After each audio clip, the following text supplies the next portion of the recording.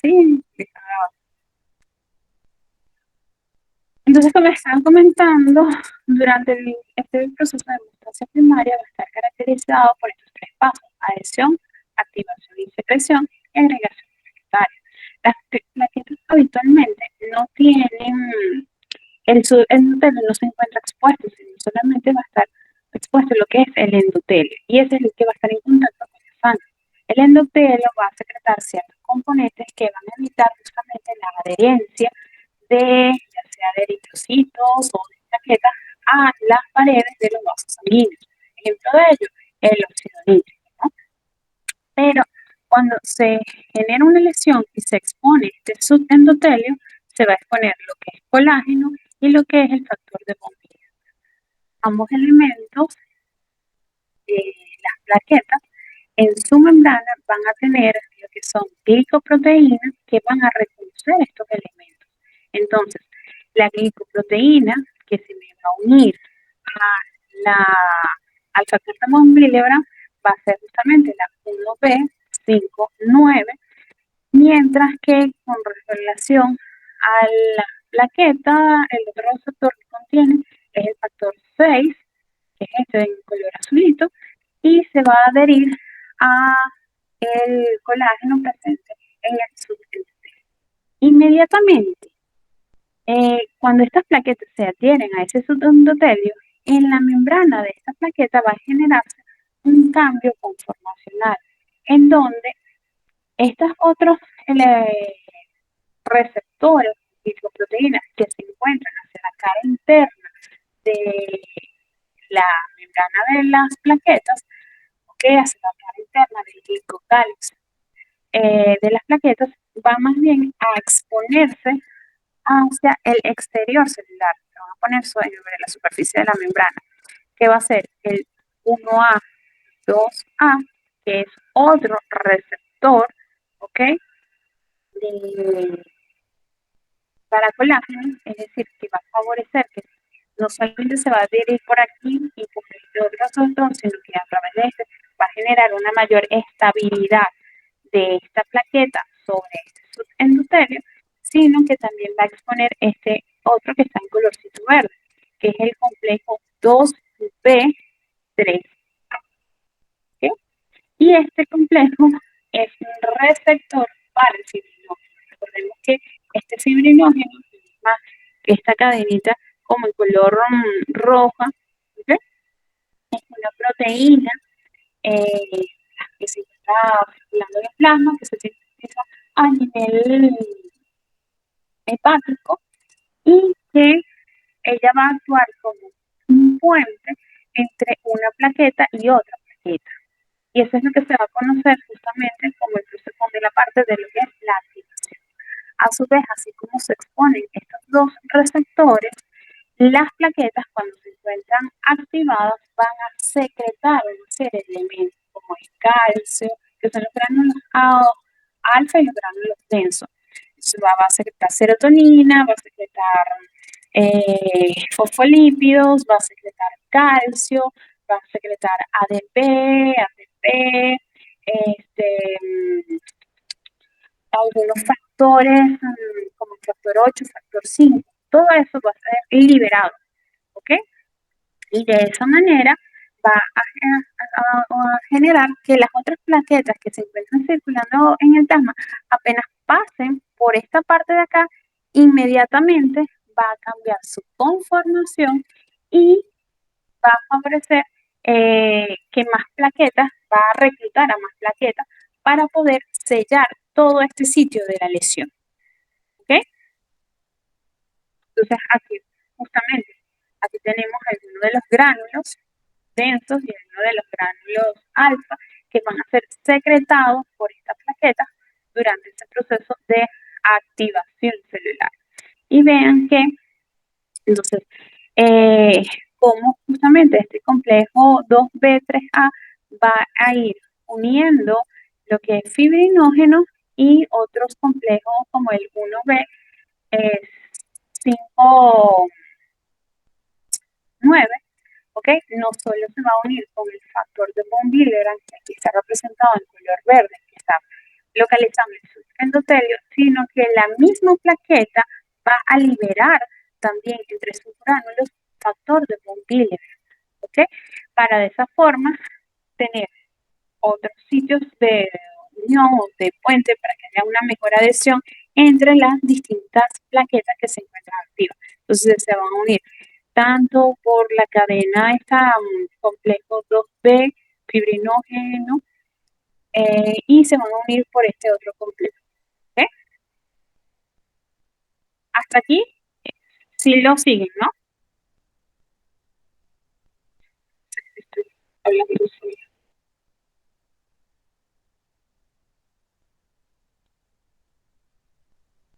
ok, perfecto. Entonces, si alguno de estos elementos, alguno de estas glicoproteínas están ausentes o hay alguna alteración en su producción, obviamente este proceso de adhesión, activación y reacción se va a ver afectado. Es decir, este proceso de hemostasia se va a ver alterado porque no va a haber la manera para poder lograr sellar o se va a tomar más tiempo para poder cubrir todo el sitio de la lesión. ¿Okay? Ahora, con respecto a la hemostasia secundaria, el objetivo principal es justamente esto, convertir el fibrinógeno, que no es más que esta proteína que tenemos acá, que queda atrapada entre una plaqueta y otra, convertir ese fibrinógeno en fibrina. Y eso es justamente lo que se conoce como la red de fibrina para que se termine de sellar, de anclar, de tapar todito, todo ese sitio de la lesión. Y eso es lo que se conoce como la cascada de coagulación. Pero para que se pueda dar esta conversión de fibrinógeno en fibrina, tiene que primero formarse el complejo activador de la trombina. Es decir, quien media esta síntesis, esta conversión de fibrinógeno en fibrina es esta enzima, que es la trombina. ¿Ok? Pero esta trombina no se encuentra de forma así circulando por la sangre, ¿no? Sino su manera inactiva de circular en la sangre es en la forma de la proteína protrombina. ¿Ok? Entonces, para que se pueda generar esta conversión de protrombina a trombina, se tiene que generar este complejo. El complejo activador de protrombina está formado por el complejo 10 activo, 5 activo, calcio y los fosfolipidos. Cuando está presente esto, todo este paquetico es que se puede generar la conversión de protrombina en trombina, siempre y cuando haya presencia de calcio, para después esta trombina medir la conversión de fibrinógeno en fibrina. Y en presencia de este factor 13, terminar de estabilizar esta red de fibrina, formando así el cuadro. Para que se pueda formar este factor activador de protrombina, van a haber dos vías, la vía extrínseca y la vía intrínseca. ¿Okay?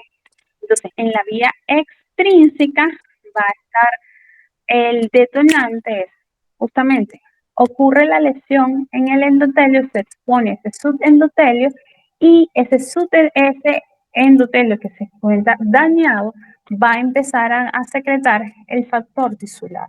Este factor tisular inmediatamente me va a activar lo que va a ser la proteína, o también conocido como el factor 7.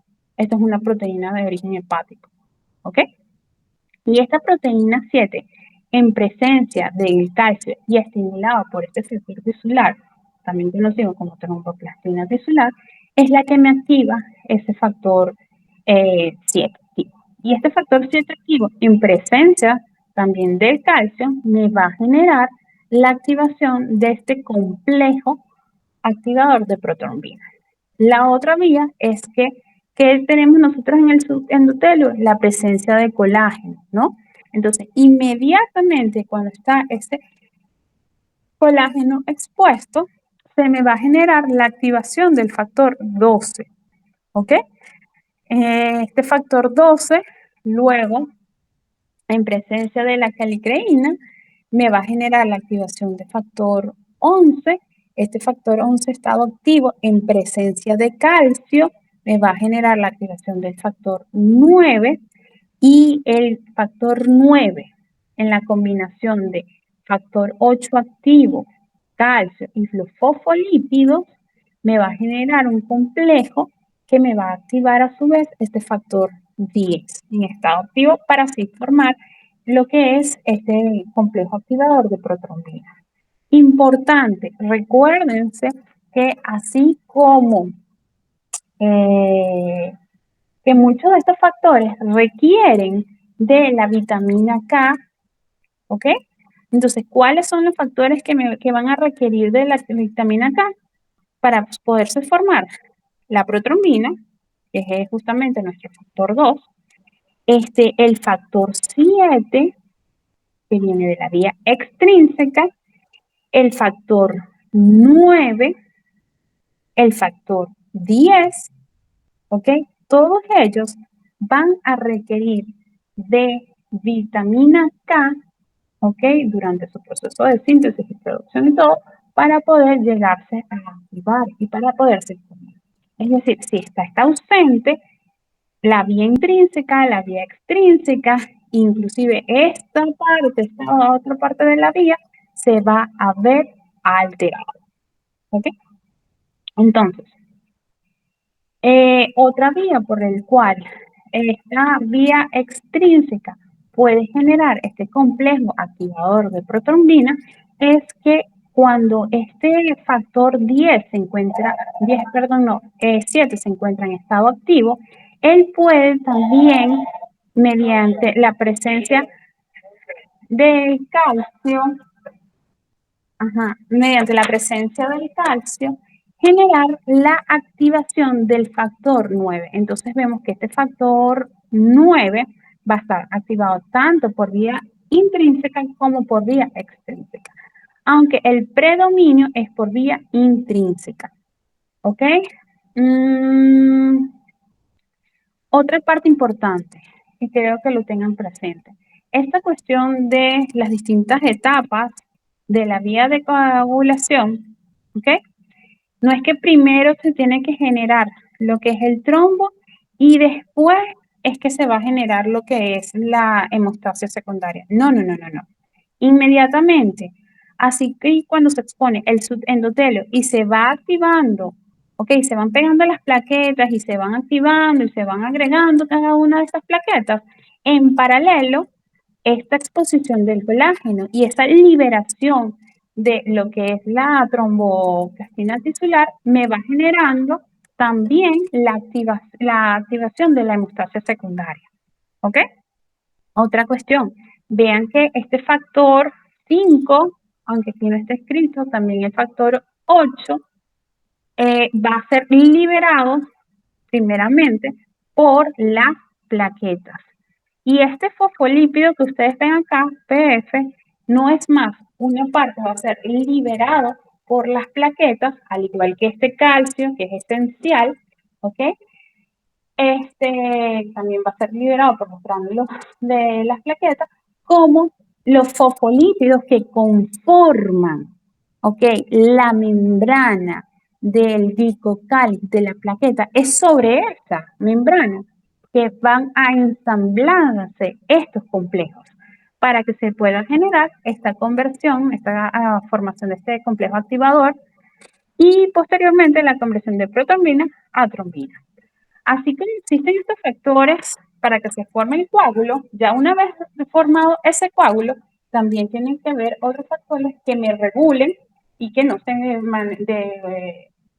sigan formando de forma descontrolada, ¿verdad? Entonces, los factores que nos van a inhibir esta cascada de coagulación van a ser tanto en la vía intrínseca como en la vía extrínseca. Entonces, en la vía extrínseca vamos a tener que el TFPI me va a inactivar justamente esta conversión del factor 7 inactivo al factor 7 activo. Vamos a tener la antitrombina que me va a inactivar tanto la enzima ya formada de trombina como me va a generar inactivación del factor 10, es decir, la conversión del 7 al 10 me va a inactivar el 9 activo y el 11, factor 11 en estado activo. Pero por otra parte también tenemos lo que es la proteína C y la proteína S, ambas que requieren de la presencia de vitamina K para que se puedan formar. Ellas me va a activar, por ejemplo, cuando está la proteína C más la trombomodulina, me va a permitir que este factor 8 y este factor 5 no se activen, ¿ok? No se genere este complejo. Sin embargo, cuando ya este complejo factor 8 activado, cuando está unido al 9 con el calcio y los fosfolípidos, la proteína C con la trombomodulina no puede actuar por sí misma, ¿no? Sino, y lo mismo va a ocurrir con este factor 5 con el 10 activo y calcio del fósforo. Ellas no las pueden activar cuando ya está estado activo. Entonces, para poderlas inactivar al factor 8 activo cuando está formando este complejo o al 5 activo cuando está formando este complejo, requiere de la combinación de proteína S y la proteína C. Para esa manera, desprender a estos factores de cada uno de estos complejos y posteriormente inactivarlos.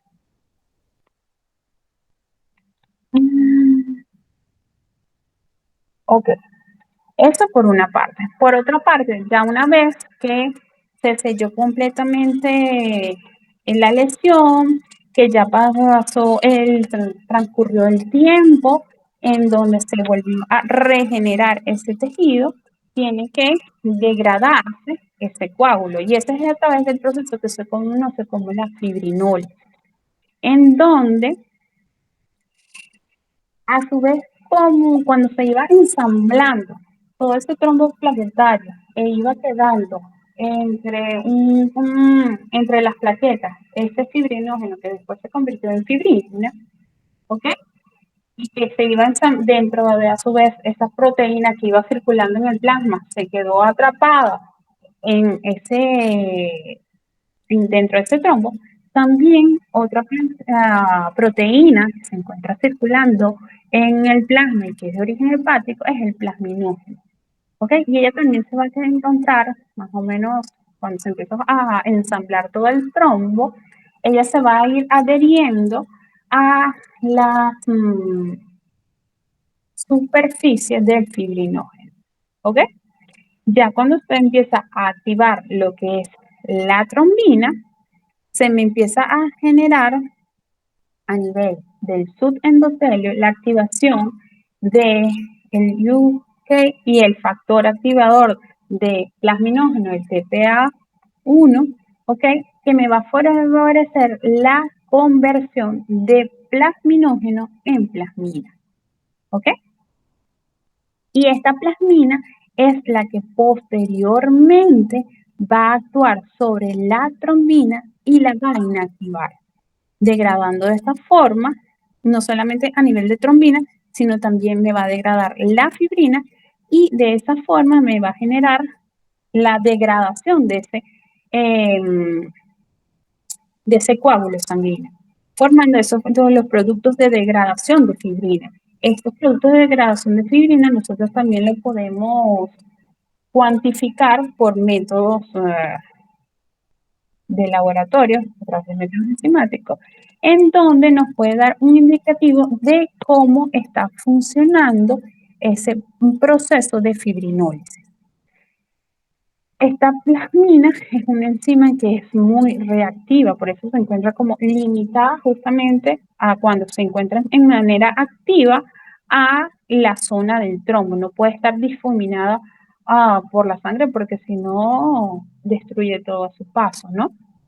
Entonces, una vez que ya se ha ido degradando todos esos productos de la fibrina, que se ha destruido esa fibrina y se ha destruido la trombina, también van a haber otros factores que me van a inactivar esa plasmina, como son la alfa-2 antiplasmina, la TAPI y el PAI-1 y 2. Estos van a ser sintetizados o secretados, mejor dicho, a través del mismo endotelio. ¿Ok? ¿Tienen alguna duda por acá?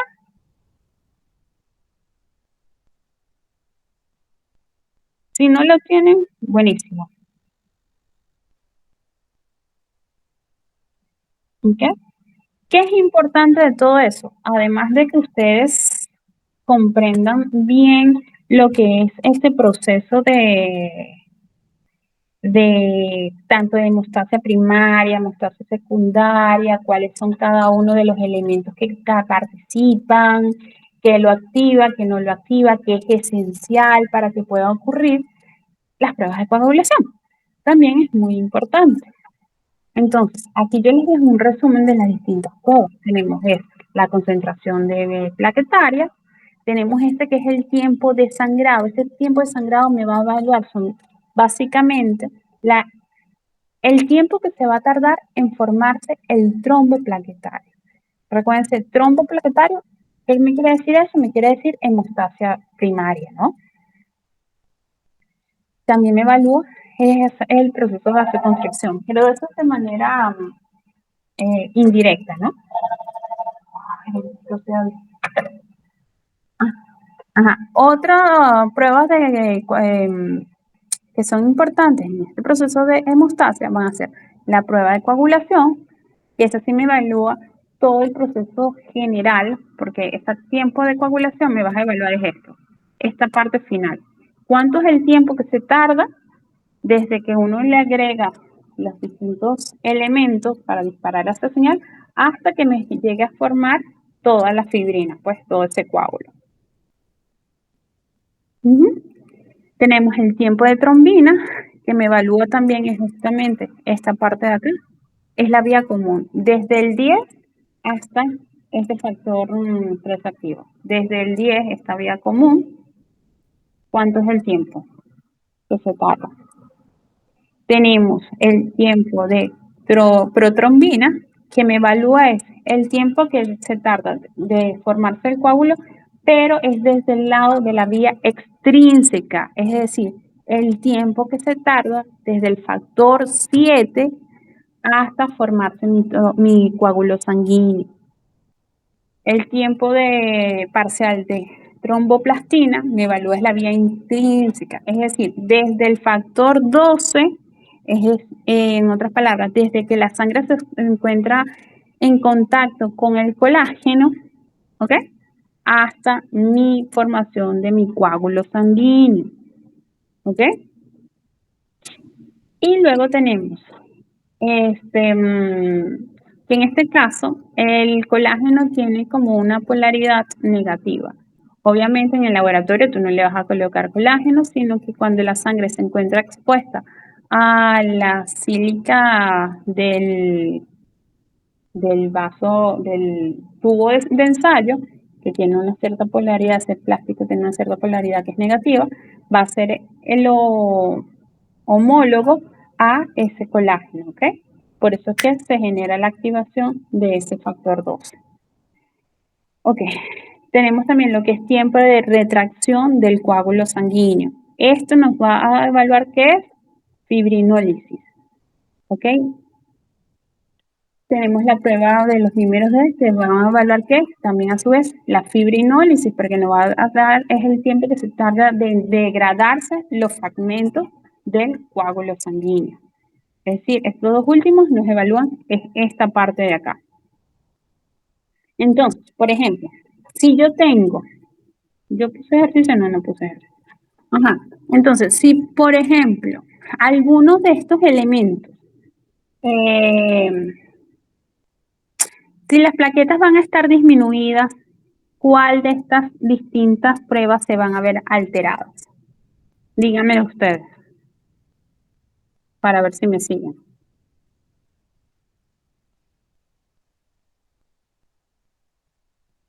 No todos, por favor. Profe, creo que la TTP, la TP y... Yo estoy diciendo si, por ejemplo, las plaquetas están disminuidas. plaquetas. Ujú.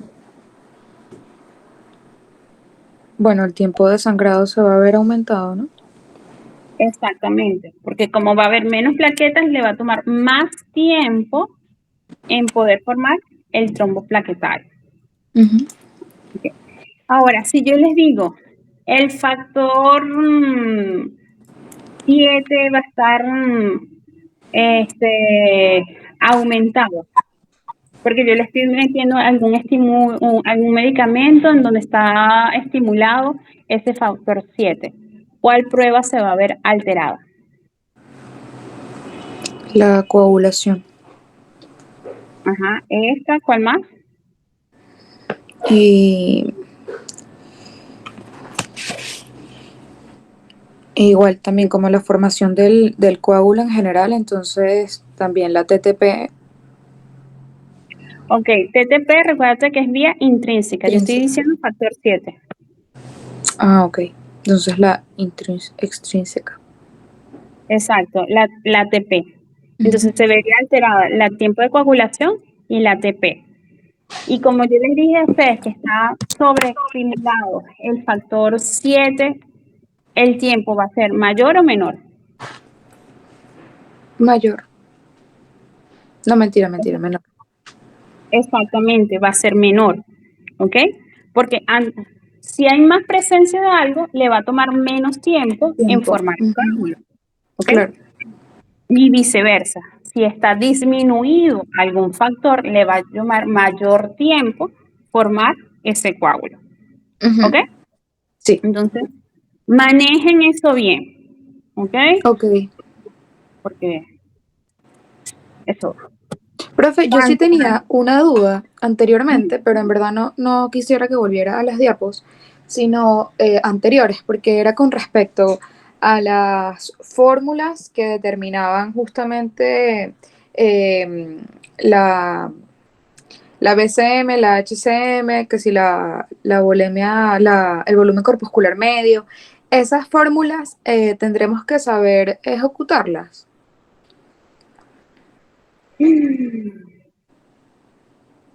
esa fórmula ustedes la tienen que saber de base porque siempre las van a tener, las van a ir calculando, así que ustedes se la tienen que saber. Si en Claro. el examen ahorita va, creo que no. La verdad, todavía en la parte de temáticas estoy terminando de hacer unas preguntas. Ok. Pero así que no te puedo dar con seguridad el no. ¿Ok? Ok, o sea, Y por en ejemplo, porque cuanto es eso, a nosotros, reparación, no sé, puede ujú, ser que les ponga a calcular algo. Pero claro, no no, es yo lo digo es porque yo entiendo que, o sea, que sepamos lo que significa en parámetros, o sea, como que el volumen corpuscular se refiere al tamaño, eh, luego entonces tenemos que el- la velocidad de sedimentación globular también es súper importante, pero eso, nada, quería saber si hacía énfasis también en esas fórmulas. Sí, bueno, igualito, realmente tú lo que necesitas son estos tres primeros valores que te estoy mostrando: hematocrito, eritrocito y concentración de hemoglobina. A través de esos Ujú. tres valores es que tú calculas todo, Sí, los índices eritrocitarios. Porque uno es dividir hematocrito entre eritrocitos, tenemos el del volumen.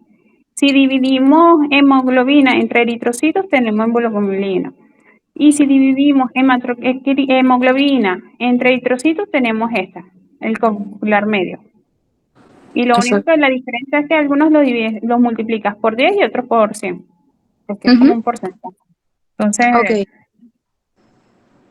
por eso no les puedo decir que no se la estudien porque todavía me falta terminar las preguntas de ahí.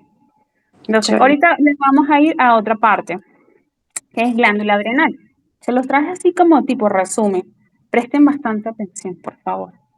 Entonces, recordemos que nosotros tenemos nuestro sistema endocrino que está formado por el hipotálamo, la hipófisis y las distintas glándulas, ¿verdad?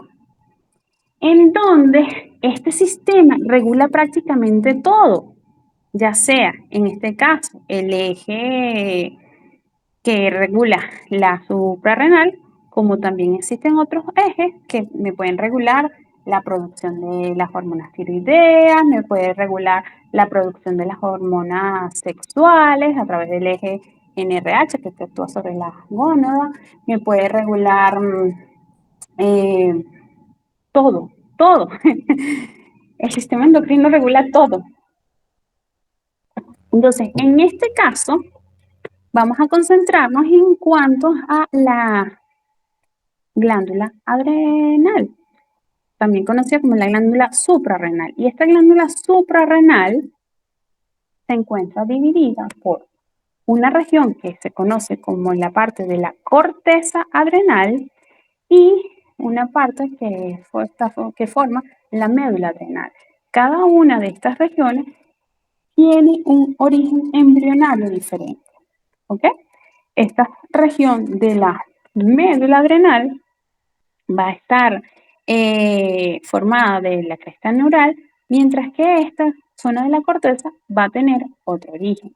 Por otra parte, en la región de la corteza, si lo ven, lo aprecian aquí en la imagen, va a estar subdividida en tres zonas. La zona glomerulosa, que se va a encargar de sintetizar los mineralocorticoides, siendo el principal la aldosterona.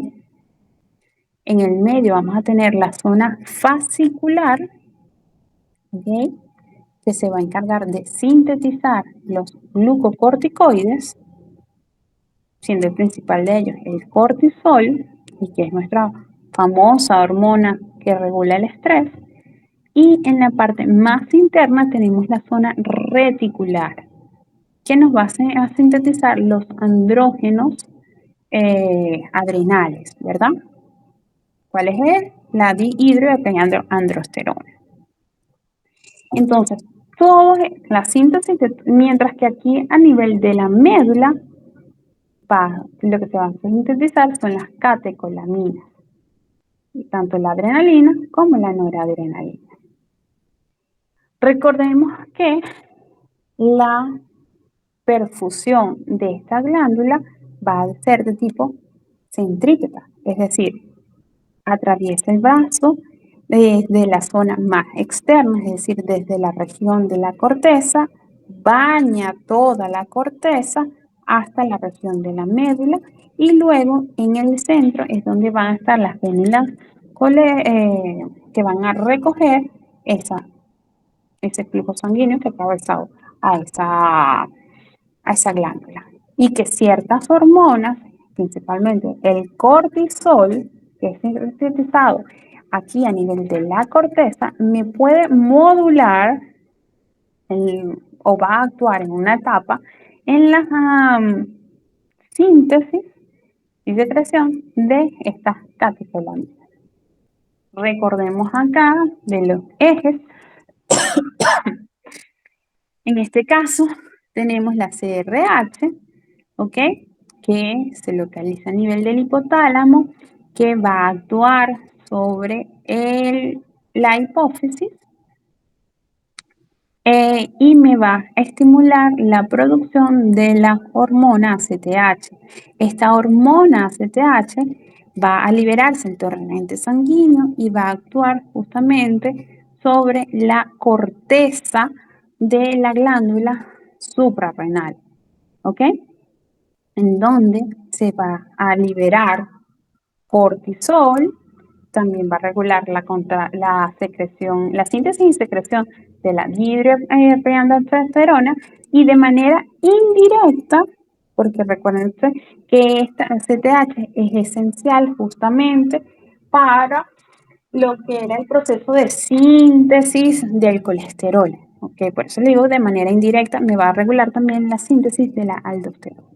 De estas tres hormonas es el cortisol, en los niveles sanguíneos de cortisol, que va a actuar como retroalimentación negativa tanto sobre la hipófisis como sobre el hipotálamo para regular este eje. ¿Ok? Por otra parte, recordemos que todas las hormonas liberadas a nivel de la corteza adrenal son de tipo lipídico, ¿ok? Eh, porque vienen desde la formación, requieren de colesterol. Y a través de una serie de eh, vías enzimáticas se va a formar ya sea la aldosterona, el cortisol o la dihidroestanilcolesterona, en donde ellas van a tener distintos tiempos de vida media circulando en sangre, ¿ok? Y para poder alargar un poco ese tiempo de vida media, requieren de proteínas plasmáticas o proteínas transportadoras, ¿verdad? Para de que esa forma no se encuentren en estado libre estas hormonas. Entonces, una de las principales es la transcortina, también conocido como CBG. Esta es un tipo de alfa-2 globulina. También está la albúmina, ¿ok? Entre las proteínas transportadoras del cortisol. Estas mismas proteínas transportadoras que se van a acoplar al cortisol también se me van a acoplar a la aldosterona. Recuerden que en glándula suprarrenal se produce la hormona, inmediatamente se libera. No hay reservas dentro de cada una de las estructuras de la corteza. Pero esta afinidad de ya sea del cortisol o de la aldosterona o de los dihidroestanilcolesterona por sus distintas proteínas transportadoras, puede variar su afinidad dependiendo de la concentración de otras hormonas. ¿Ok? Porque así como estas proteínas transportadoras se unen al cortisol, se unen a la aldosterona, se pueden unir a otras hormonas. Entonces, si los niveles de aldosterona están muy altos, va a disminuir la afinidad del cortisol por la transcortina. O viceversa, si los niveles de cortisol están muy altos, muy elevados, se va a ver alterado la afinidad de esta aldosterona, ¿ok? Va a verse disminuido esa aldosterona a su proteína transportadora y por lo tanto va a cambiar esta proporción. Entonces va a haber un poquito más libre de proteína de aldosterona en estado libre, pero así como va a estar libre, también su tiempo de degradación va a ser mucho más rápido. Entonces, no solamente estas dos hormonas van a estar interactuando, sino que también otros elementos pueden modificar esta relación. Por ejemplo, en el caso de las mujeres embarazadas, los altos niveles de estrógeno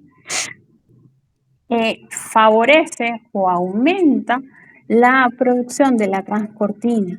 ¿Ok?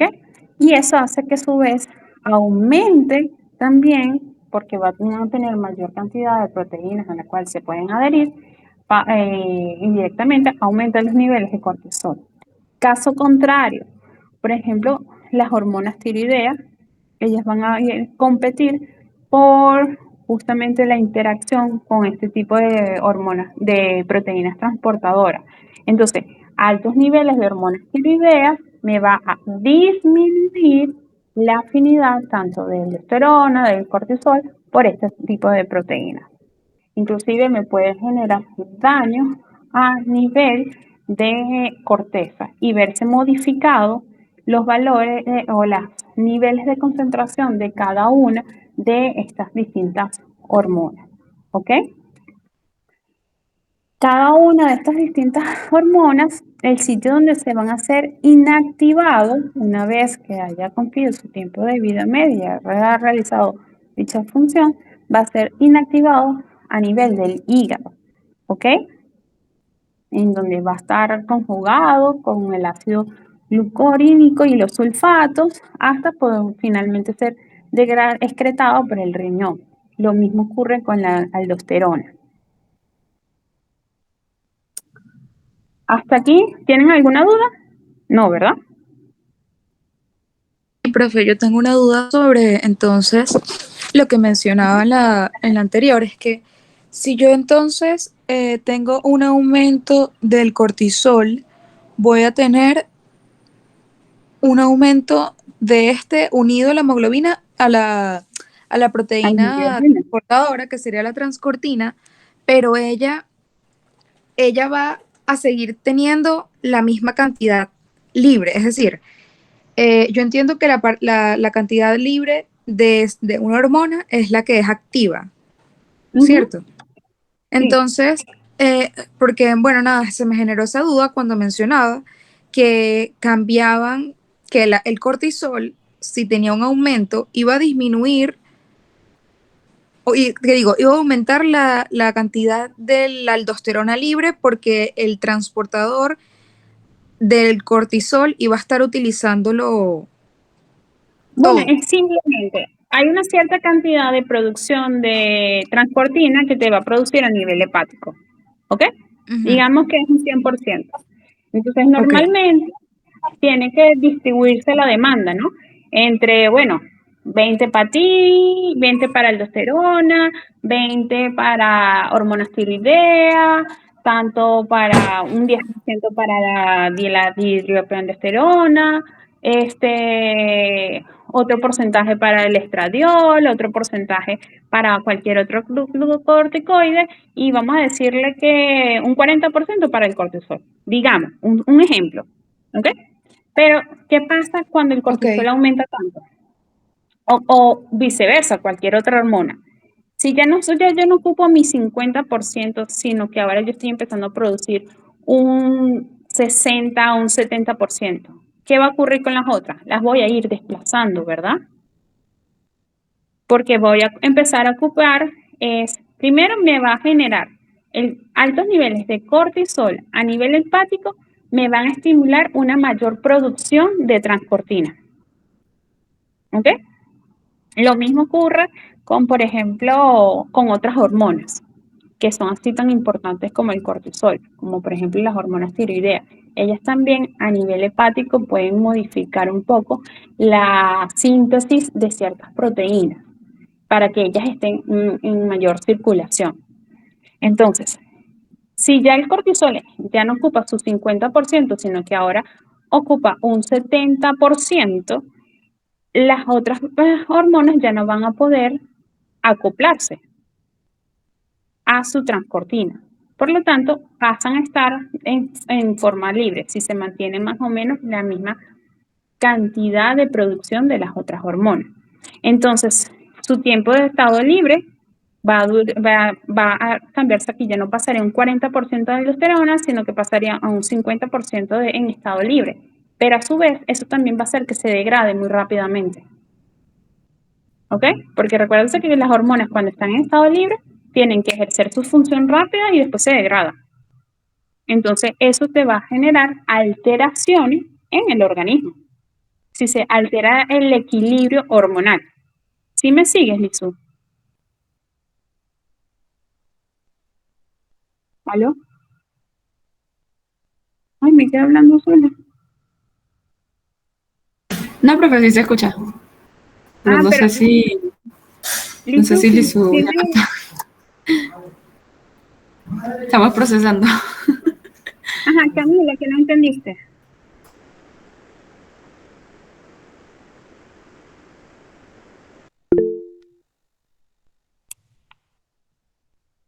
Ajá, habla, Lizu.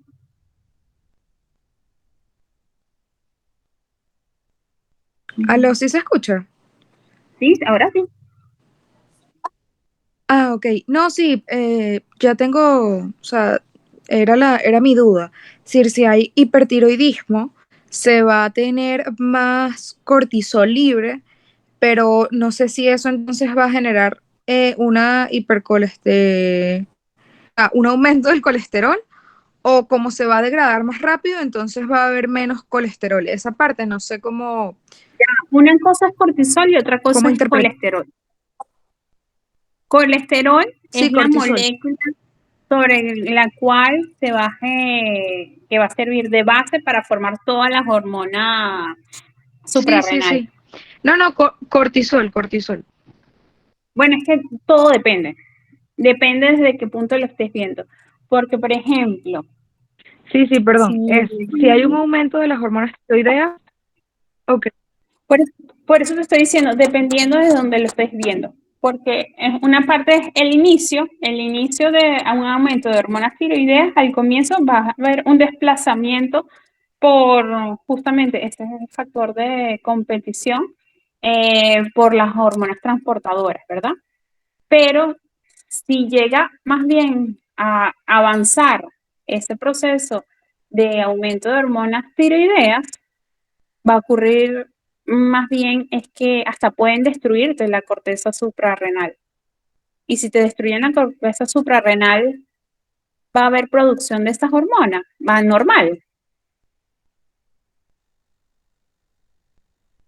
va a estar aumentado, va a estar disminuido. ¿Cómo creen ustedes que va a estar? Mafe, tuve que salirme y entrar de nuevo. ¿Cuál era la pregunta, perdón? Ajá, tú me estás hablando de hormonas tiroideas. Aquí yo te Ajá. estoy poniendo en el gráfico que, por ejemplo, otros glucocorticoides y también las hormonas tiroideas van a competir justamente por estas proteínas transportadoras, ya sea la albúmina, ya sea la transportina. ¿Ok? Mm, Pero dependiendo de qué tanta sea la concentración de los otros glucocorticoides o de las otras hormonas tiroideas. ¿Ok? ok, ok. Porque, por ejemplo, en una primera etapa, ok, sí, va a haber este proceso como de desplazamiento y va a empezar a este cortisol que se produce, va a aumentar un poco el libre y va a disminuir el que esté acoplado a la proteína transportadora. Pero si esto aumenta tanto, más bien va a caer la producción, porque hormonas tiroideas tan elevadas te puede generar destrucción en varios órganos, en varias glándulas. Ok, ¿Sí me siguen? sí, Ok. Entonces por eso te digo, todo depende de dónde esté. Entonces, recordemos que el cortisol actúa en varias partes del cuerpo. Prácticamente lo regula todo, todo. Entonces, a nivel metabólico, ¿ok? Va a estimular justamente qué va a hacer. A nivel de los músculos va a favorecer la destrucción o desdoblamiento de lo que sean las proteínas, es decir, ay, se me fue el nombre, catabólisis. Ajá, para que esté presente, disponible, mejor dicho, aminoácidos libres que posteriormente el hígado va a utilizar para la producción de glucosa, ¿no? Y que esté disponible glucosa circulante en sangre. A nivel del tejido adiposo, más bien va a favorecer lo que es la lipólisis, es decir, la degradación de estas células para que hayan circulando ácidos grasos libres. Y tanto los ácidos grasos como estos aminoácidos libres, posteriormente el hígado los va a utilizar para la formación de glucosa. Y una cosa que es particular del cortisol es que no acaba con las reservas de glucógeno hepático, sino que más bien favorece la mayor producción de glucógeno hepático. Por otra parte, tenemos que a nivel óseo, también altos niveles de cortisol va a modular justamente, va a favorecer que haya una mayor degradación de tejido óseo, porque va a activar más los osteoclastos y va a disminuir a los osteoblastos, que son las células formadoras de tejido blasto. A nivel del tejido conectivo, va a haber altos niveles de cortisol, va a haber un adelgazamiento de la piel, porque también va, así como ocurre a nivel de los músculos, también a nivel de tejido conectivo va a favorecer la catabólisis de esas proteínas, ¿verdad? Puede generar altos niveles de cortisol en la vista, puede generarte glaucoma, puedes modificar la liberación y secreción de otras hormonas en los otros ejes, tanto a nivel reproductivo como a nivel tiroideo y a nivel de la hormona de crecimiento. Altos niveles de cortisol te puede generar estados depresivos, inhibe la neurogénesis, ¿qué más? ¿Qué más? ¿Qué más? Y también a nivel del sistema inmunitario, recuérdense que el cortisol, como ustedes lo vieron en sus clases de inmunología, tiene una respuesta que me va a regular tanto la parte inflamatoria como la parte inmunológica. Es decir, me va a inhibir la conversión justamente de la actividad del ácido araquidónico, me va a inhibir la acción de las ciclogenasas, de los leucotrienos, me va a inhibir la activación plaquetaria, me va a inhibir el óxido nítrico que es secretado por el endotelio de los vasos sanguíneos, entonces más bien me va a generar un estado de vasoconstricción, va a disminuir la permeabilidad de los vasos sanguíneos a nivel de la respuesta inmunológica, va a actuar sobre los macrófagos, va a inhibir la secreción de ciertas interleuquinas, como las 2, las 6. Bien, ustedes pare de contar. Esto ustedes lo manejan bien por la parte de inmunología. Eso con respecto al cortisol. Con respecto a la otra hormona también secretada en lo que es la glándula suprarrenal, ¿ok? Que tenemos al mineralocorticoides, vamos a tener la aldosterona. Recordemos que el principal detonante para la secreción de la aldosterona, ¿qué va a ser? Altas concentraciones de potasio plasmático. ¿Ok? Entonces, cuando tenemos una hiperpotasemia, eso es sensado, inmediatamente manda la secreción. Pero ¿de dónde se obtiene esta aldosterona? Recordemos que a nivel de las células renales glomerulares va a sintetizarse y secretarse lo que es la hormona de la renina, en donde esta renina va a actuar como enzima que me va a generar la conversión de esta proteína hepática, el angiotensinógeno, a angiotensina 1. Y esta angiotensina 1, por acción de la enzima convertasa a nivel pulmonar, se me va a convertir en angiotensina 2.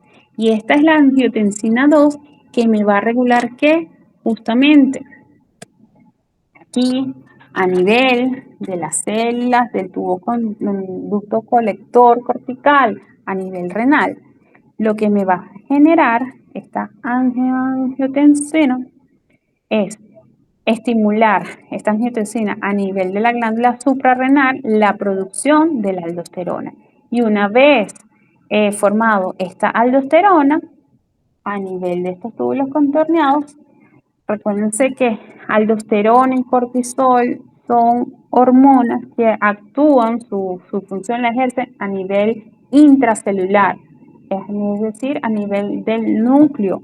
Van a estimular la síntesis de ciertas proteínas o la activación de ciertas proteínas. Entonces, esto lo que me va a modular es justamente la síntesis de esta bomba sodio-potasio, ¿verdad?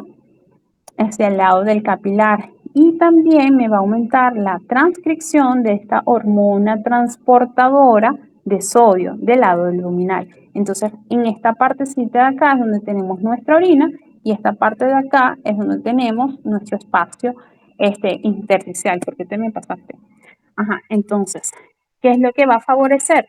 Justamente va a favorecer que se absorbe el sodio para que pase al, al espacio intersticial, mientras que va a absorber potasio para que sea excretado a través de la orina. y de esta forma va a regular la presión arterial. ¿Ok? Recuérdense que otro de los disparadores para que se pueda generarse el estímulo de la síntesis de la testosterona va a estar una hemorragia, una disminución del sodio o estar mucho tiempo en una posición erguida. ¿Ok? Hasta aquí todo bien, ¿no? Ah, se me cortó en lo que mencionaba. No, profe, todo perfecto, sí. Ah, ok. Ya va. Es que estoy leyendo que una de sus compañeras escribió ahí. Tomando en cuenta que tiene que... Camila, ¿ya entendiste lo de la transcortina? Ah, ok, perfecto. Ok. Ujú. Eso con respecto a la parte de la corteza. Ahora vamos a ver con respecto a la médula. Entonces, en cuanto a la médula, recordemos que esta región interna de la médula adrenal no es más que, se puede decir, un ganglio simpático especializado, que es modificado. Recuerden que ellos se originan es de la cresta neural y estas células de la médula adrenal se denominan cromafinos, en donde van a recibir su señal a través de este ganglio presimpático, que es el celíaco, en donde están los neurones, y van a recibir esta inervación. ¿Qué es lo que vamos a producir a nivel de la médula? Lo que son las catecolaminas, adrenalina y noradrenalina. Aquí yo les tengo algo la síntesis, la vía de síntesis de estas catecolaminas, en donde su ruta de síntesis va a ser exactamente igual a como ocurre a nivel de los neurotransmisores. Entonces, vamos a requerir, para que se puedan formar estas catecolaminas, el aminoácido tiroxina. ¿Ok? Esta tiroxina, a través de la acción de la tiroxina hidroxilasa, me va a formar la X-dopa. ¿Ok? Posteriormente, esta X-dopa va a formarse en dopamina. Entonces, estos primeros pasos ocurren a nivel de las enzimas que se encuentran a nivel del citoplasma. Una vez que se ha formado la dopamina, ellos se van a ir agrupando en formato y se van a almacenar en forma de gránulos, y por acción de la dopamina beta hidroxilasa, estos gránulos van a ser nuevamente liberados en citoplasma y van a formarse lo que es la noradrenalina. Y esta noradrenalina, por acción de la enzima feniletolamina N-metiltransferasa, que la síntesis o la actividad de esta va a estar regulado por el cortisol, es la que me va a terminar de generar la conversión de noradrenalina a adrenalina. Y posteriormente, esto es lo que se va a ir almacenado, ¿ok? Y se va a formar en forma de gránulos, esto sí se almacena, que cuando llega la señal simpática, es que van a ser liberados al torrente sanguíneo. Las catecolaminas también van a tener una actividad sobre el sistema metabólico. ¿Ok? Es otra hormona que se puede decir que son hiperglicemiantes. Entonces, al igual que el cortisol, va a favorecer la lipólisis a nivel del tejido adiposo, ¿ok?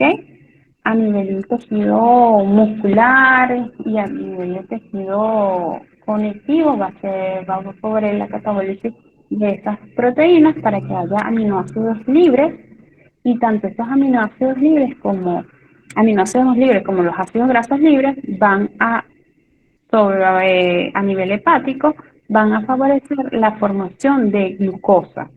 Y a diferencia del cortisol, estas catecolaminas sí van a degradar el glucógeno hepático, ¿ok?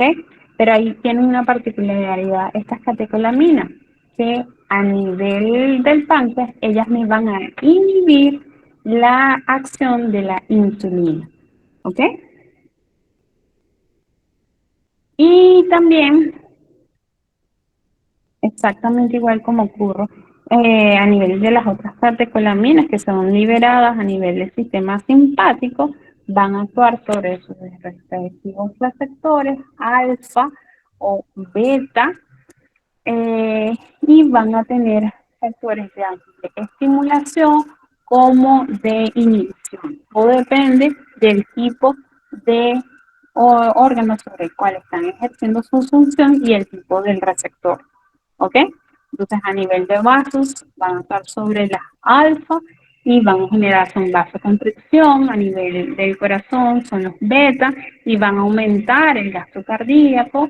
Mientras que a nivel de tejido muscular liso, como por ejemplo en el útero, van a favorecer la relajación.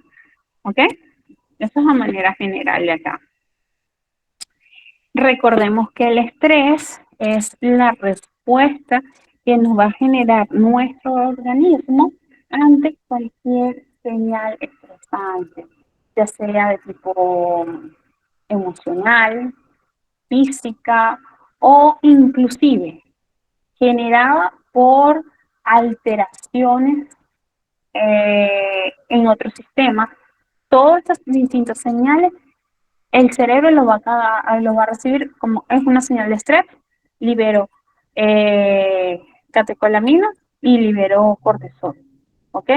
Vamos a tener dos tipos de respuesta en cuanto al estrés, uno a corto plazo y uno a un prolongado, en donde a corto plazo va a estar modulada principalmente por lo que son la médula suprarrenal, ¿ok? Ya que las catecolaminas le dan una respuesta inmediata y permite la liberación rápida y su acción rápida en todo el organismo. Y posteriormente tenemos que cuando el estrés se vuelve más crónico, ya es modulado por lo que es el cortisol. Y cuando es esa situación de estrés prolongado, el cortisol no solamente actúa a nivel cortisol, sino también hasta los mineralocorticoides también se van a encontrar exacerbados un poco su respuesta. ¿Ok? ¿Qué hora es? Son las 2:26. Ay, papá. No sé si lo quieren que lo dejemos hasta acá. Porque la otra parte de fisiología vascular, creo que Ricardo me dijo que ya lo trabajó con ustedes. ¿Aló? Hola, profe. Bueno, sí, él nos dio justamente un repaso, pero bueno, no sé si su parte, la verdad, la cubrió como usted la va a poner, pues. Pero sí, él cubrió bastante de la parte de fisio, de cardio. Y bueno, él me dijo que como les dio también la parte todo de mecánica, electro y regulación vascular, él me dijo que trabajó toda la parte de vascular, lo de la presión arterial media, cuáles son los factores que la regulan, no sé, revisen también todo lo que es la parte de microcirculación y eso. ¿Les parece? Ok, sí, profe, seguro, sí. Muchísimas gracias por el repaso, en Está verdad. bien, profe. Si tienen cualquier duda, díganlo ahora o cállenlo para siempre. Ok, bueno, no, en verdad no. Ok, Eh, déjame aprovechar y entonces les monto de una vez la clase en el Drive para que la tengan porque ya yo me tengo que ir a trabajar. Espero que realmente les haya sido útil el repaso. Estoy a la orden para cualquier cosa y espero que hayan captado cualquier tip. ok, Mucho éxito tanto los que van a final este viernes como para los que van a reparación la semana que viene, ¿ok? ok, Muchas gracias. gracias, profe. Chao, feliz tarde, buen provecho. Igual, igual. Gracias, profe.